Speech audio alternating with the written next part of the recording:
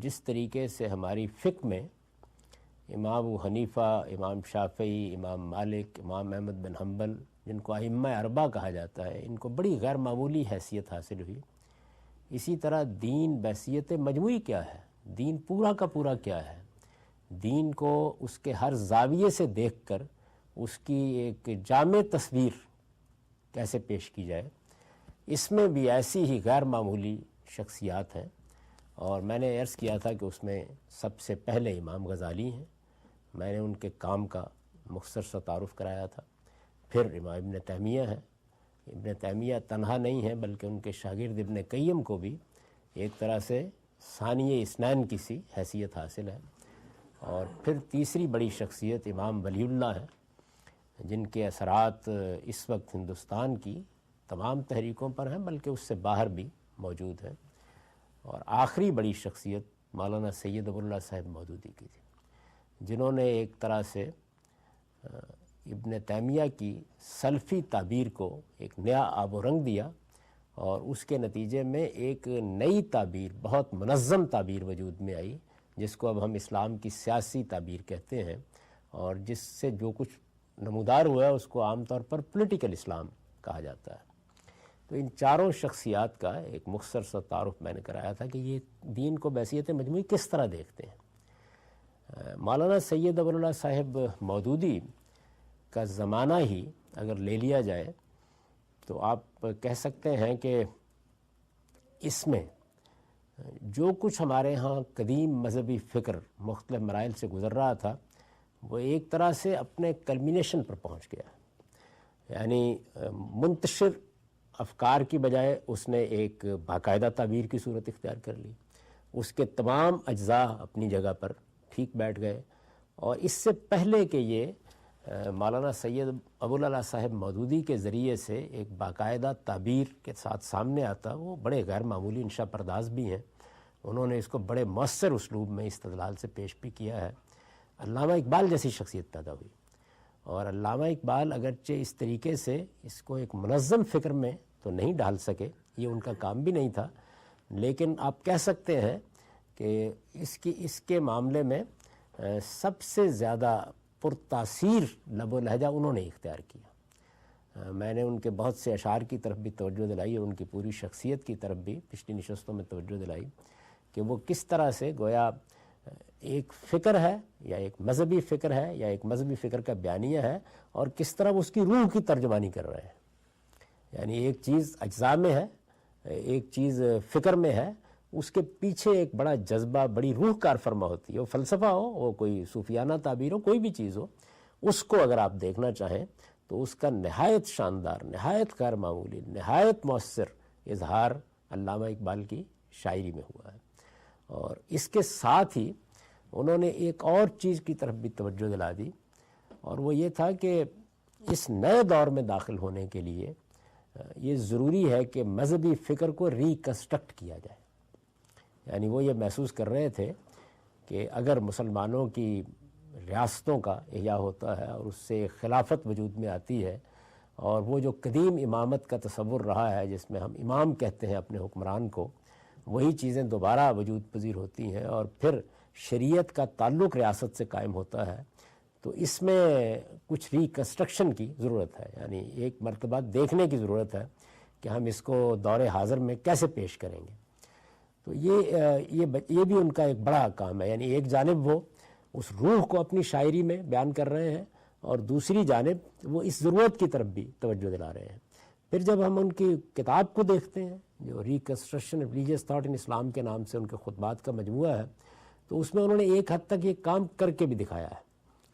اس میں صوفیانہ تعبیر کو ایک نیا آب و رنگ دے کر انہوں نے ابتدائی خطبات میں ایک استدلال پیش کیا ہے کہ جس میں ہم وحی کو اور ان چیزوں کو جدید ذہن کے قریب لا سکتے ہیں، اور دوسری جانب جو چوتھا خطبہ ہے اجتہاد پر، اس میں ان مسائل کی نشاندہی کی ہے جو اس وقت ہمارے فقہی نظام کو درپیش ہو سکتی ہیں۔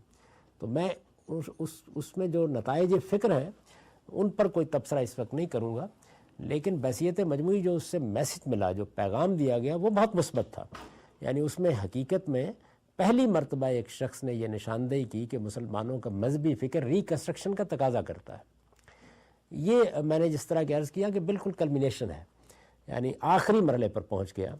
مولانا سید ابو اللہ صاحب مودودی کی تعبیر نے اور ان کے قلم نے اس سارے فکر کو جو ہمارے ہاں کلاسیکی فقہ میں ذرا بکھرا بکھرا سا نظر آ رہا تھا، ایک جامع تعبیر کی صورت دے دی، اور اس کے بالکل متوازی علامہ اقبال نے یہ بات بھی کہہ دی کہ یہ فکر ایک حد تک ریکنسٹرکشن کا تقاضا بھی کرتا ہے، دونوں چیزیں۔ لیکن بات یہیں پہنچ کے میرے نزدیک گویا جو کچھ ماضی میں چلا آ رہا تھا وہ اپنے آخری ظہور میں نمودار ہو گیا۔ اس کے متوازی ایک اور شخصیت پیدا ہوئی، ان کا کام اور ان کا نام دونوں عام لوگوں کے لیے کوئی بہت معروف نہیں ہوئے ان کی زندگی میں۔ وہ شخصیت امام حمید الدین فراہی کی شخصیت تھی۔ ان کے سوانح سے بہت حد تک لوگ واقف ہیں، اس پر مولانا سید سلیمان ندوی جیسے شخص نے اور خود ان کے تلمیذ رشید مولانا امین حسن اصلاحی نے بہت اچھے مضامین لکھ دیے ہیں، تو آپ اس میں دیکھ سکتے ہیں کہ وہ کس پائے کی شخصیت تھی اور ان کے کام کی نوعیت کیا تھی۔ اپنے زمانے کے اہل علم تو ایک بالکل جلیل القدر استاد اور امام کی حیثیت سے ان سے متاثر بھی ہوئے۔ مولانا ابوالکلام آزاد، مولانا محمد علی جوہر، مولانا سید سلیمان ندوی، اس درجے کے لوگ ہمیشہ ان کے سامنے اپنے آپ کو ایک شاگرد کی حیثیت سے پیش کرنا بھی باعث فخر سمجھتے رہے، لیکن عام آدمیوں کو کوئی بہت زیادہ ان کے بارے میں علم نہیں ہوا۔ ان کی سیرت اور سوانح اس وقت میرا موضوع نہیں ہے، میں اس موضوع کی طرف بڑھنا چاہتا ہوں۔ صرف یہ عرض کر رہا ہوں کہ ان کے ذریعے سے پھر آپ کہہ سکتے ہیں کہ 4 شخصیات کا میں نے آپ کو تعارف کرایا جن کا اثر پورے عالم اسلام پر ہوا ہے، جنہوں نے دین کو بحیثیت مجموعی دیکھا ہے۔ تو آپ کہہ سکتے ہیں کہ اسی سطح کی بلکہ شاید ان سے بھی بلند تر شخصیت کی حیثیت امام حمید الدین فراہی کی شخصیت ہے۔ جو کچھ ماضی سے علامہ اقبال اور مولانا سید ابو اللہ مودودی صاحب تک پہنچتا ہوا آپ دیکھ رہے ہیں، اس کے بالکل متوازی، بالکل خاموشی سے ایک چھوٹے سے قصبے میں بیٹھ کر ایک شخص نے ایک نئی بات کہی، اور وہ نئی بات یہ تھی کہ قرآن مجید کو سمجھنے اور سمجھانے کا جو طریقہ اس سے پہلے رہا ہے، یہ طریقہ کچھ ٹھیک نہیں رہا۔ یعنی اچانک ایک نئی آواز سامنے آنے لگی اور اس میں قرآن مرکز و محور بن کے سامنے آیا۔ وہ خود بیان کرتے ہیں کہ جس زمانے میں وہ مدرسۃ الاسلام سندھ میں پڑھاتے تھے، کراچی میں تھے، تو اس وقت انہوں نے یہ خیال ہوا، اور اس خیال کا محرک یہ چیز بنی کہ عام طور پر قرآن مجید کو منتشر آیات ہی کے مجموعے کے طور پر لیا جاتا ہے، اور یہ چیز بھی عام ہو چکی ہوئی ہے کہ قرآن مجید میں کوئی نظم نہیں ہے، بلکہ شاہ ولی اللہ تک بھی اسی جگہ پر کھڑے تھے کہ کچھ شذرات ہیں جن کا مجموعہ ہے، یعنی چھوٹے چھوٹے ٹکڑے ہیں۔ ایسا تو نہیں ہے کہ بالکل آیات ہیں، لیکن چھوٹے چھوٹے ٹکڑے ہیں جن کو جمع کر دیا گیا ہے۔ اور اس طرح سے قرآن مجید، جیسے شاہ ولی اللہ نے الفوظ الکبیر میں بیان بھی کیا کہ جیسے شاہانہ کلام ہے وہ صادر ہوا ہے، فرامین ہے، تو ان فرامین کو پھر جمع بھی کر دیا گیا ہے۔ ایک بادشاہ اپنا فرمان جاری کرتا ہے، کبھی وہ ایک جملے کی صورت میں ہوتا ہے، کبھی وہ ایک پورے پیراگراف کی شکل میں ہوتا ہے، کبھی ایک مفصل تقریر بھی ہوتی ہے، پھر ان کو جمع کر دیا گیا ہے۔ اور اس طریقے سے انہوں نے وہ یہ کہتے ہیں کہ مجھے یہ خیال ہوا قرآن مجید اس طرح کی کتاب نہیں ہے۔ تو اس طرح قرآن مجید ان کے تدبر کا، ان کے غور و فکر کا محور و مرکز بننا شروع ہوا، اور مسلمانوں کی پوری تاریخ میں اس درجے میں قرآن مجید کسی شخص کی زندگی، فکر اور سوچ کا محور و مرکز بن جائے، یہ بہت کم ہوا ہے۔ اس کی بہت کم مثالیں ملتی ہیں۔ عام طور پر جو بہت بڑے بڑے علماء ہیں وہ بہت سے علوم پر کام کر رہے ہوتے ہیں، اس کے دوران میں وہ ایک قرآن مجید کی تفسیر بھی لکھ دیتے ہیں، لیکن یہاں صورتحال یہ نہیں ہے۔ یہاں تو یوں سمجھ لیجئے کہ جیسے ساری دنیا سے منہ موڑ کر ایک آدمی قرآن مجید میں معتکف ہو گیا ہے۔ تو انہوں نے قرآن مجید کو مرکز بنا کر اس سے متعلق علوم پر بھی کام کرنا شروع کر دیا۔ اس کا جو نتیجہ نکلا وہ یہ ہے کہ قرآن مجید کو سمجھنے کا ایک بالکل نیا اسلوب سامنے آیا۔ یہ بہت منفرد اسلوب تھا۔ میں آپ سے عرض کرتا ہوں کہ میرا جب پہلی مرتبہ تعارف ہوا میں بالکل اس سے واقف نہیں تھا. اس وقت میں ابھی کالج میں پڑھتا تھا اور پنجاب یونیورسٹی کی لائبریری ہمارے گورنمنٹ کالج کے قریب ہی ہے. اکثر میں وہاں بھی چلا جاتا تھا اور مجھے خیال ہوا کہ قرآن مجید کے بارے میں کچھ چیزیں دیکھنی ہیں. تو میں کیٹلاگ دیکھ رہا تھا تو اس میں ایک جگہ کے اوپر ایک کتاب کا نام سامنے آیا قرآن سے متعلق، اور اس میں یہ نام بھی کچھ مجھے تھوڑا سا اجنبی سا لگا. تو میں نے وہ چھوٹا سا رسالہ تھا نکلوا لیا اور اس کو میں نے وہیں کھڑے کھڑے، اگر کبھی پنجاب یونیورسٹی کی پرانی عمارت میں جو لائبریری کی عمارت ہے جانے کا آپ کو موقع ملا تو کیٹلاگ باکس جہاں پڑا ہوا ہے اس کے بالکل پاس ایک کھڑکی ہے، تو اس میں کھڑا ہو کے میں نے اس رسالے کو پڑھنا شروع کیا. وہ ایک بالکل نئی دنیا تھی، یعنی ایک چھوٹا سا رسالہ ہی بہت کافی تھا کہ وہ سوچنے کا ایک نیا انداز متعارف کرا دے. اس کے مقدمے میں یہ بیان کیا تھا بدر الدین اصلاحی نے، جنہوں نے اس کو ایڈٹ کر کے چھاپا تھا، کہ میں یہ اپنے طور پر ان کے رشات فکر کو جمع کر کے چھاپ رہا ہوں کیونکہ وہ شخص جو ثانی اثنین اذ ہما یتعبدان بعذاب الامام الفرائی، یہی فکرہ تھا اس میں عربی زبان میں، کہ وہ دو میں سے دوسرا اس وقت یہاں موجود نہیں ہے. تو وہ دو میں سے دوسرے سے ان کا اشارہ تھا اصل میں میرے جلیل القدر استاذ امام امین احسن اصلاحی کی طرف. تو میں اسی وقت حقیقی معنی میں متعارف ہوا. اس سے پہلے اصل میں اصلاحی صاحب کا ذکر جماعت اسلامی کے حوالے سے زیادہ سامنے آیا تھا اور کچھ بہت میرے لیے قابل توجہ نہیں ہوا. یعنی اس لحاظ سے اگر دیکھیں تو مولانا سید ولی اللہ صاحب مودودی کی شخصیت بہت چھائی ہوئی محسوس ہوتی ہے. تو پہلی مرتبہ یہ ایک نیا زاویہ تھا ایک شخصیت کو دیکھنے کا میرے سامنے آیا. اور پھر اس کے بعد میں نے کئی مرتبہ بیان کیا ہے کہ میں پھر ان کی تلاش میں نکلا اور اس طرح 1973 میں میری ملاقات ہوئی اور پھر وہ وقت آیا کہ جس میں میں نے فیصلہ کر لیا کہ میں ان سے قرآن مجید پڑھوں گا. تو امام حمید الدین فرائی نے جو اصل کارنامہ انجام دیا وہ یہ ہے کہ قرآن مجید کی زبان اصل میں کیا ہے، اس کے بات کرنے کا اسلوب کیا ہے، اس کو اس خوبی کے ساتھ واضح کر دیا اور ایک ایسی نئی دنیا پیدا کر دی کہ جس کے بعد جو باقی سوالات تھے وہ آپ سے ختم ہونے شروع ہو گئے. یعنی جب آپ اس کی، میں ہمیشہ یہ کہتا ہوں کہ لوگ کہتے ہیں کہ انہوں نے قرآن مجید کا نظم دریافت کیا. میرا کہنا یہ ہے کہ انہوں نے قرآن مجید کی زبان اور قرآن مجید کے بات کرنے کا اسلوب دریافت کیا اور اس کا ایک بائی پروڈکٹ ہے نظم.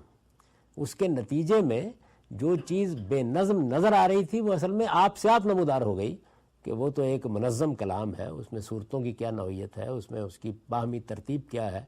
یہ اگر آپ دیکھیں ان کے کام کو تو یہ اندازہ ہو جاتا ہے کہ یہ کتنا غیر معمولی کام ہے. لیکن اتنا غیر معمولی کام جس کو گویا ایک تاریخی بریک تھرو کہنا چاہیے، جس نے پورے کے پورے ماضی کو تبدیل کر کے رکھ دیا، یہ ایک دن میں پایہ تکمیل کو نہیں پہنچ سکتا. یعنی جب بھی اس طرح کا کوئی کام ہوگا وہ بہت وقت لیتا ہے. اس سے پہلے جو بڑے بڑے مفکرین ہیں جن کا میں نے آپ کو تعارف بھی کرایا، وہ ایک اسٹیبلش روایت میں کھڑے ہو کے کام کر رہے ہیں. بلکہ اگر آپ دیکھیں تو امام غزالی کوئی پہلے دن نہیں پیدا ہو گئے، اس سے پہلے بہت سا کام ہے جو مختلف علوم فنون پر، فقہ پر ہو گیا ہے، حدیث پر ہو گیا ہے، نحو پر ہو گیا ہے. اسی طریقے سے علم کلام کے بہت سے مدارس فکر وجود میں آ گئے ہیں، تو وہاں بھی ایک دن میں نہیں ہوا. پھر اس کے بعد احیاء وجود میں آئی ہے، یعنی ایک 3-4 صدیوں کا پس منظر ہے جس کے بعد جا کے احیاء وجود میں آئی. یہی صورتحال امام نے تیمیہ کیا اور باقی لوگوں کی بھی ہے. تو یہاں پر صورتحال یہ نہیں ہے کہ اس چین میں یا اس لائن میں امام حمید الدین فرائی بھی ایک بڑے اسکالر کی طرح کھڑے ہیں، اس پس منظر نہیں. یہاں ایک بالکل نئی دنیا وجود میں آ رہی ہے. تو اس وجہ سے اگر آپ ان کے یہاں دیکھیں تو ایک طرف وہ قرآن مجید کو محور و مرکز بنائیں اور دوسری طرف ان کو یہ محسوس ہو رہا ہے کہ اس میں تو جتنے علوم بھی مسلمانوں کے ہیں ان سب کے بارے میں زاویہ نظر تبدیل ہو جائے گا. یعنی جیسے ارسطو کی سائنس کی موت واقع ہو رہی ہو اور نیوٹن ایک نئی دنیا تخلیق کر رہا ہو یا آئنسٹائن ایک نئی دنیا تخلیق کر رہا ہو، تو اس میں جو کچھ ماضی میں موجود ہوتا ہے وہ بہت کم کام آتا ہے. پھر تو اس لحاظ سے یہ دیکھنا چاہیے کہ انہوں نے بالکل ٹھیک فیصلہ کیا کہ وہ بالکل الگ تھلگ ہو کے بیٹھ گئے. انہوں نے اس زمانے کی کوئی سیاسی تحریکوں میں حصہ نہیں لیا، اور بھی یعنی تھوڑی بہت اگر مصروفیت رہی تو وہ اس وقت ہوئی جب کہ جامعہ عثمانیہ میں تھے، یا پھر مدرسۃ الاصلاح کی کچھ نگرانی فرماتے تھے، یا یہ کہ جس زمانے وہ دارالمصنفین کے صدر رہے تو اس وقت کچھ تھوڑی بہت ان کی مصروفیت اس نوعیت کی ہوئی. اہل علم ہی کے ساتھ زیادہ ان کی اپنی خواہش تو یہ تھی کہ مولانا ابوالکلام آزاد یا محمد علی جوہر میں سے کوئی ایک ان کو میسر ہو اور وہ اپنا علم اس کو منتقل کرے. یہ دونوں مولانا ابوالکلام آزاد بھی اور مولانا محمد علی جوہر بھی ان سے غیر معمولی عقیدت رکھتے ہیں. آپ میں سے اگر کچھ لوگوں کو وہ مناظرہ پڑھنے کا موقع ملا ہو جو مولانا ابوالکلام آزاد میں تحریری طور پر اور مولانا عبدالماجد دریابادی کے مابین ہوا، میں نے شاید اس سے پہلے بھی اپنے بعض لیکچرز میں اس کا ذکر کیا ہے کہ مولانا ابوالکلام آزاد کو الہلال میں مولانا عبدالماجد دریابادی نے اپنا ایک مضمون بھیجا، علم نفسیات پر وہ مضمون تھا. مولانا عبدالماجد خود فلسفے کے پس منظر سے دین کی طرف آئے، تو اس مضمون میں پین اینڈ پلیئر کا ترجمہ حظ و کرب کیا گیا تھا. پین اینڈ پلیئر یعنی یہ چونکہ علم نفسیات میں تو یہ چیزیں زیر بحث آتی ہیں نا، یعنی مسرت کیا ہے، غم کیا ہے، درد کیا ہے، تو حظ و کرب اس کا ترجمہ کیا گیا تھا. اس کے نیچے مولانا ابوالکلام آزاد نے ایڈیٹر کے طور پر شائع کرتے ہوئے ایک نوٹ لکھ دیا، اور وہ نوٹ یہ تھا کہ پین اینڈ پلیئر کا ترجمہ حظ و کرب کی بجائے اگر لذت و علم ہوتا تو زیادہ فصیح ہوتا. تو مولانا عبدالماجد دریابادی نے اس کو قبول نہیں کیا اور انہوں نے بحث شروع کر دی. حالانکہ بدیہی سی بات ہے کہ لذت و علم بہت خوبصورت ترجمہ ہے، لیکن وہ آمادہ نہیں ہوئے. تو ایک خطوط کا پھر تبادلہ ہوا ہے. اگر ادبی مارک کے نمبر ہے ایک نقوش کا، اس میں انہوں نے یہ ساری خط و کتابت جمع کر دی ہے. کبھی آپ کو پڑھنا ہو، بڑی غیر معمولی خط و کتابت ہے. ظاہر ہے کہ مولانا عبدالماجد دریابادی بڑے فاضل آدمی ہیں اور مولانا ابوالکلام آزاد بھی ایک تاریخی عبقری شخصیت ہے، اور ادب زبان کیا چیز ہوتی ہے، ترجمے میں کیا چیزیں ملحوظ رکھنی چاہیے، وہ کسی نے جاننا ہو تو وہ تحریریں اس کو پڑھنی چاہیے. بہت اعلیٰ تحریریں ہیں. تو اس میں وہ پھر بھی بہرحال آمادہ نہیں ہوئے مولانا عبدالماجد دریابادی. تو آخر میں انہوں نے پھر لکھا کہ بھئی اس وقت ایک ہی شخص ہے کہ جو مغربی علوم کو بھی اس درجے میں جانتا ہے اور مشرقی علوم کا بھی رمز آشنا ہے، وہ امام محی الدین فرائی ہے. پھر معاملہ ان کے سامنے رکھ دیتے ہیں. تو اس سے آپ اندازہ کر سکتے ہیں کہ مولانا ابوالکلام آزاد جیسا شخص بھی کس درجے میں ان سے متاثر تھا اور ان کو دیکھتا بھی تھا. یہ جو کچھ مولانا ابوالکلام آزاد کی تفسیر میں آپ کو ندرت محسوس ہوتی ہے، اس کا پس منظر بھی یہ ہے کہ مولانا حمید الدین فرائی، امام فرائی ایک زمانے میں 2-3 مہینے ندوے میں مقیم رہے ہیں، اور وہاں انہوں نے شبلی کے ایما سے قرآن مجید پر کچھ لیکچرز دیے ہیں. اس میں مولانا ابوالکلام آزاد بطور ایک طالب علم کے شریک ہوتے رہے ہیں. تو اس کے اثرات آپ کو ان کی تفسیر میں بھی نظر آئیں گے. یہ ایک بالکل نئی دنیا، یعنی قرآن مجید کو ایک ایسے زاویے سے دیکھا کہ جس میں قرآن اس سے پہلے کبھی دیکھا نہیں گیا تھا. اور میں نے پھر عرض کر دیا ہے کہ اس کا جو راستہ نکلا ہے وہ راستہ کوئی فلسفے یا کوئی صوفیانہ انکشافات سے نہیں نکلا، وہ زبان سے نکلا ہے. یعنی زبان کی اپریسیشن، زبان کا ان کا جتنا اعلیٰ ذوق ہے، بالکل ایسے لگتا ہے کہ جیسے ایک شخص جو ہے وہ صدیوں کو پھلانگ کر اس دور میں چلا گیا ہے جس میں وہ زبان بولی، اور اس کا پورا سٹرکچر الہام ہو رہا ہے اس کے اوپر. وہ سمجھتا ہے، جملے کو دیکھتا ہے تو یہ معلوم ہو جاتا ہے کہ ایک نئے طریقے سے وہ اس کو دیکھ رہا ہے. تو ان کی پوری جو زندگی ہے اس کا اگر آپ مطالعہ کریں تو اس میں مرکز و محور تو یہی ہے. اسی کو سامنے رکھ کے مثلا وہ قرآن مجید کے الفاظ مفردات القرآن، قرآن مجید کے اسالیب القرآن، قرآن مجید کا نظم نظام القرآن، تو وہ اسی کو محور بنا کے کام کر رہے ہیں. تفسیر بھی انہوں نے پھر کر کے دکھائی علوم کے ساتھ، اور اس میں آخری مختصر صورتوں کی تفسیر تو معلوم ہے کہ اردو میں بھی ترجمہ ہو چکی ہے. اصل میں تو ان کا سارا کام عربی زبانی میں تھا. وہ مجموعہ تفاسیر فراہی کے عنوان سے چھپتی ہے، اور مولانا امین احسن اصلاحی نے اپنی ابتدائی زمانے میں اوائل ہی میں اس کا ترجمہ کر دیا تھا. یہ جو تراجم ہے یہ جس زمانے میں الاسلام میں شائع ہو رہے تھے تو مولانا سید ابواللہ صاحب مودودی نے ان پر ریویو لکھے. یہ مولانا امین احسن اصلاحی نے ترجمے کیے ہیں امام حمید الدین فرائی کی ان مختصر تفاسیر کے. تو اب تو یہ مجموعہ تفاسیر فرائی کی شکل میں آ گئے ہیں. اس وقت ظاہر ہے کہ الگ الگ چھپ رہے تھے. تو جیسے جیسے یہ چھپتے جا رہے تھے ہر شمارے میں یا ایک کے بعد دوسرے شمارے میں مولانا سید ابواللہ صاحب مودودی ترجمان القرآن میں اس پہ تبصرہ کر رہے تھے. تو وہ تبصرے بھی پڑھنے کے ہیں، یعنی اس میں انہوں نے کتنی داد دی ہے، اور یہ بتایا ہے کہ یہ بالکل ایک نئی دنیا ہے جو ایک جلیل القدر محقق نے پھر ان کا تعارف بھی کرایا ہے ان کی کلام عرب پر کیسی نظر ہے اور عربی اسالیب کو وہ کیسا سمجھتے ہیں. اور مولانا امین حسن اصلاحی کو بھی بہت داد دی ہے اور یہ کہا ہے کہ اگر کچھ لوگوں کو اعلیٰ عربی عبارتوں کو اردو میں منتقل کرنے کا سلیقہ سیکھنا ہو تو ان کو یہ ترجمے دیکھنے چاہیے. یہ تبصرے مولانا سید ظفراللہ صاحب مودودی کے ادبیات مودودی نام کی ایک کتاب ہے جس کو پروفیسر خورشید احمد نے مرتب کیا, اس میں جمع کر کے شائع بھی کر دیے گئے. تو ایک تو انہوں نے یہ کیا کہ قرآن مجید کو محور و مرکز بنا کے بہت سے علوم پر کتابیں لکھیں, جیسے اسالیب القرآن ہے, جیسے مفردات القرآن ہے, جیسے نظام القرآن ہے, یا الاصول فی التکمیل فی اصول التاویل ہے, یا اور اس طرح کی. اور دوسری جانب جو اس کے معاون علوم ہیں ان کے بارے میں بھی بہت سے جو انکشافات ان پر ہوئے وہ عام طور پر ان کو نوٹ کر لیتے تھے اور اس کے نیچے لکھ دیتے تھے کہ یہ فلاں کتاب کے لیے, یہ فلاں کتاب کے لیے. تو کوئی 70-80 کتابیں اس طریقے سے ایک ہی وقت میں زیر تصنیف ہے, یعنی اس میں سے کسی کے بارے میں کوئی نئی حقیقت معلوم ہوتی ہے تو لکھ کے تو اس کو وہ ایک طرف ڈال دیتے ہیں. پھر یہی ہے اصل میں ان کے لکھے ہوئے چھوٹے چھوٹے نوٹ جن کو اب شائع کیا جا رہا ہے. قرآن مجید کے بارے میں بھی ان کا یہ تھا کہ وہ اس کے حاشیے پر بعض اوقات جب پڑھتے تھے تو اس پہ کچھ نوٹ لکھتے تھے, وہ بھی اب شائع ہو گئے ہیں. پھر انہوں نے باقاعدہ تفسیر بھی لکھنا شروع کر دی تھی جو سورہ بقرہ کی غالباً آیت 66 تک لکھی گئی ہے, وہ بھی اب شائع ہو گئی ہے, اس کو بھی شائع کر دیا گیا ہے. تو اس طرح, لیکن یہ سب عربی زبان میں ہے. تو ان کا جتنا بھی اس طرح کا کام تھا ان میں سے کوئی چیز بھی پایہ تکمیل کو نہیں پہنچ سکی. یعنی ایک لحاظ سے آپ یہ کہہ سکتے ہیں اسالیب القرآن بھی حقیقت میں کوئی باقاعدہ کتاب نہیں ہے بلکہ اسی طرح کے نوٹس ہیں جن کو پھر مرتب کر دیا گیا. مفردات القرآن بھی اسی طرح ہے, ان کے نوٹس ہیں, بلکہ اب اس کو ڈاکٹر اجمل اصلاحی نے اس کو چھاپا ہے, غالباً بیروت سے چھپی ہے مفردات القرآن. تو اس میں انہوں نے دونوں چیزیں جمع کر دی ہیں, یعنی مفردات القرآن کے جو اصل نوٹس تھے وہ بھی اس میں ہیں, اور جو مختلف جگہوں پر امام حمید الدین فرائی نے بعض الفاظ پر بحثیں کی تھیں ان کا بھی انہوں نے ایک طرح سے خلاصہ کر کے ان کو بھی نقل کر دیا. تو وہ کافی جامع بن گئی ہے.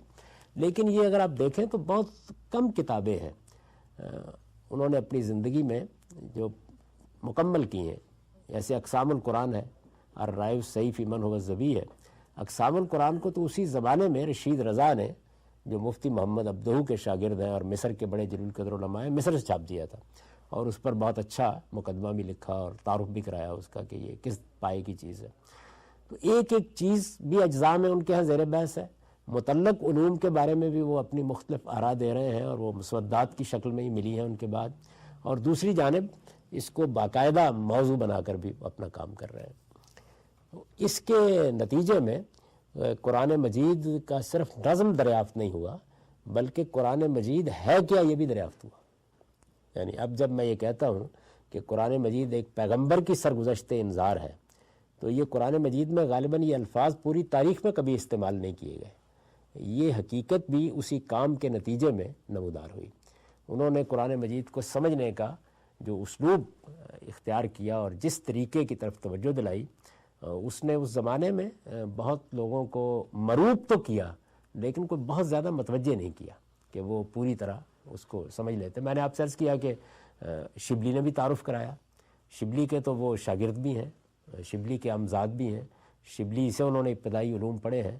تو شبلی بھی ندوے میں گاہے گاہے ان کے کام کا تعارف بھی کراتے ہیں, کبھی کبھی ایک استاد کی حیثیت سے تنبیہ بھی کرتے ہیں. وہ تنبیہات بھی تاریخ کا حصہ بن چکی ہوئی ہیں. یہ جو ان کی بلاغت پر کتاب ہے اس کو سب سے پہلے شبلی نے ایک ریویو لکھ کے متعارف کرایا تھا. مولانا سید اللہ مودودی صاحب نے بھی بہت سے ریویو لکھے. اور پھر اگر کبھی آپ دیکھیں تو تفہیم القرآن میں بہت کم ایسا ہوا ہے کہ اپنے معاصرین کا نام لے کے مولانا سید اللہ صاحب مودودی کوئی تنقید کریں, لیکن سورہ فیل کی تفسیر میں امام فرائی کی رائے پر انہوں نے نام لے کے تنقید کی ہے, اور وہاں پر بھی بہت شاندار الفاظ میں پہلے ان کا تعارف کرایا ہے کہ وہ کس درجے کی شخصیت ہے, اور پھر یہ بتایا ہے کہ میں ان کی اس رائے سے اتفاق نہیں رکھتا, اور اپنا نقطہ نظر انہوں نے بیان کیا. تو یہ انہوں نے کیا. اب اس کے نتیجے میں دیکھیے نتیجے کے طور پر کیا ہو سکا, اور میرے خیال کے مطابق یہی ہو بھی سکتا تھا. زیادہ عمر انہوں نے نہیں پائی, ان کو کچھ مثانے کی تکلیف تھی, اسی میں ان کا ایک آپریشن ہوا اور وہ متھرا میں دنیا سے رخصت ہو گئے. اور مولانا امین احسن اصلاحی کبھی کبھی سنایا کرتے تھے کہ جب مجھے اطلاع ملی کہ ان کا آپریشن کامیاب نہیں ہوا تو میں وہاں گیا.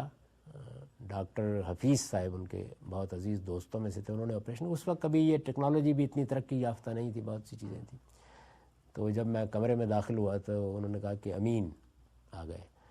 تو وہ یہ کہتے تھے کہ مجھے محسوس ہوا کہ اس وقت میرے نام کو اس کے معنی کے لحاظ سے استعمال کیا انہوں نے. اور بس اس کے 1-2 دن کے بعد وہ دنیا سے رخصت ہو گئے. کوئی 7-8 لوگوں نے ان کا جنازہ پڑھا, متھرائی میں قبر تھی, نہ کسی کو معلوم ہوا کون آیا تھا, کون دنیا سے چلا گیا. تو ان کا جتنا بھی کام تھا اس میں ایسا نہیں ہوا کہ پورے کے پورے قرآن مجید پر کام ہو گیا ہو, یہ بھی نہیں ہوا. بہت جگہوں کے اوپر انہوں نے اپنی آراء دے دیں. جیسے میں نے عرض کیا سورہ بقرہ کے کچھ حصے کی تفسیر بھی لکھ دی. کچھ تفاسیر جو آپ اس وقت دیکھتے ہیں مجموعہ تفاسیر فرائی میں چھوٹی صورتوں کی تفاسیر بھی آ گئیں. بہت سے علوم فنون پر بھی اپنی رائے دے دی.